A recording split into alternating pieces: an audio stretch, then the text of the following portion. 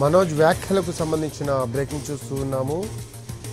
నేను ఏ రోజు ఆస్తి కోసం కొట్లాడలేదు అని మంచు మనోజ్ చెప్పారు. నా తల్లి మీద ప్రమాణం, నేనంటే విష్ణుకు కుళ్ళు అంటూ కూడా మంచు మనోజ్ చెప్పిన పరిస్థితి.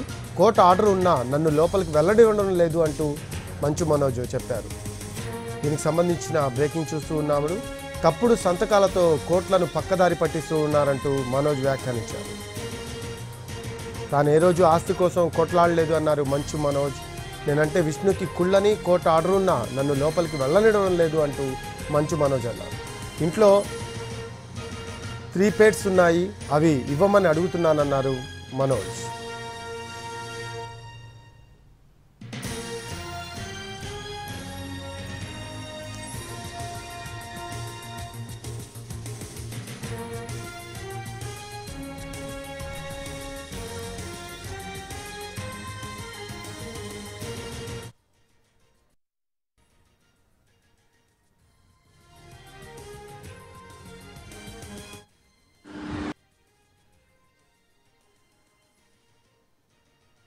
ఏప్రిల్ 2కి మేము బర్త్డే చేసుకుందామని మేము మా వరకే చేసుకుందాము, ఈ దీంట్లో ఈ గోల్లో అందరినీ పిలుచుకొని ఇది ఒక్కర్లేదు, ప్రశాంతంగా పాపతో టైం స్పెండ్ చేసుకుందాం అన్న బావతో చేసుకుందాం అనే ఉద్దేశంతో ఎవరిని పిలుచుకోకుండా మేము చేసుకుందాం అన్న టైంలో 1వ తారీఖు పొద్దున 1వ తారీఖు ఆ ముందు రోజు రాత్రి మేము వెళ్ళి సరే ఓకే ఇక్కడ వద్దు జైపూర్కి వెళ్ళిపోదాం, ఇక్కడ ఉంటే ఇవన్నీ ఎందుకు హెడ్ఏక్ అని మేము 4 టికెట్లు బుక్ చేసుకొని వెళ్దాం అనుకునే టైంలో మా అమ్మ అందరికి ఇన్ఫార్మ్ చేశాను వెళ్తున్నామని.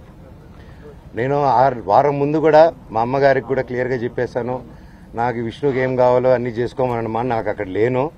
నేను నా వైఫ్ నా భార్య కూతురి బర్త్డే సందర్భంగా మేము ప్రియాంప్ ఇచ్చేస్తాం, మాకు మీ ఆస్తి లేదు, ఇది ఆస్తి గొడవే కాదు, మా నాన్నగారికి ఎప్పుడో పెట్టేశాను, నాకు ఆస్తి వద్దు నాన్న, మీది ఆస్తి వద్దు, కానీ పిల్లల భవిష్యత్తుకు మీకు సంబంధం లేదా, అది దట్ ఈస్ ఎందుకంటే స్టూడెంట్స్ నమ్ముకొని వచ్చారు, వాళ్ళు నమ్ముకొని వచ్చారు, అక్కడ స్టార్ట్ అయ్యేంత దూరం వచ్చింది. అది ఈ రోజు నాకు ఆశ్చర్యం ఏంటంటే సిఐ గారు మీరు ఇక్కడ ఉండట్లేదు కదా అన్నాడు నాతో.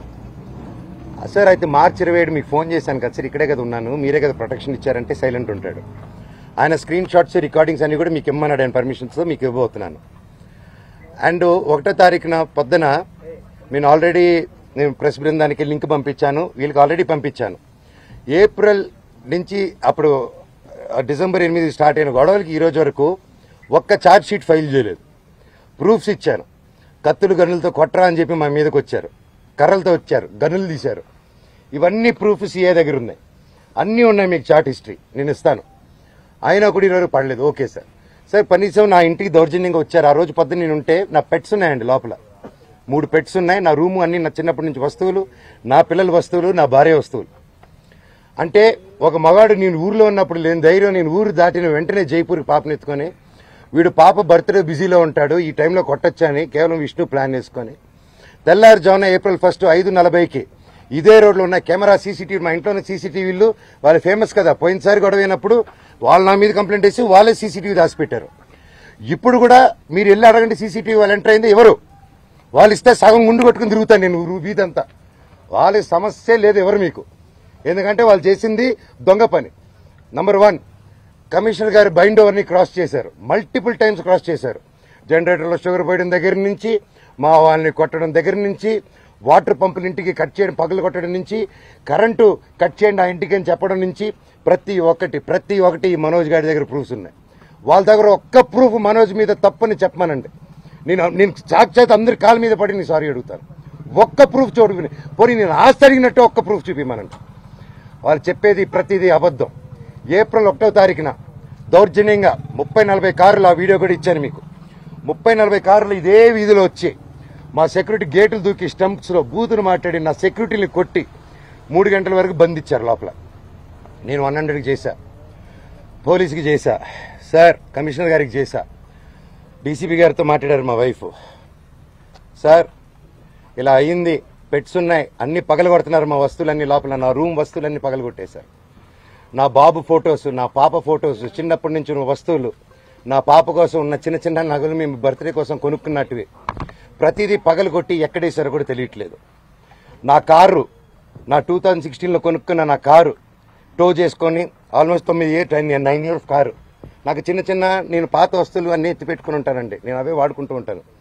అండ్ నాకు ఆ సోకులు లేవు, అది తీసుకొచ్చి ఆ కార్ని టో చేసుకొని తీసుకొచ్చేసి వెళ్ళిపోయి ఆ రోడ్డు మీద వదిలేరు. మా వైఫ్ కారు మినీ కూపర్, దాన్ని టో చేసుకొని తీసుకొచ్చి ఆ గ్రౌండ్లో వదిలేరు. ఆ గ్రౌండ్లో వదిలి అక్కడ కర్చీపులు కట్టుకొని రౌడీ షీటర్లు అందరు దిగి దగ్గరుండి దాన్ని టో చేసుకొని మళ్ళీ తీసుకెళ్ళి అక్కడ వదిలేరు.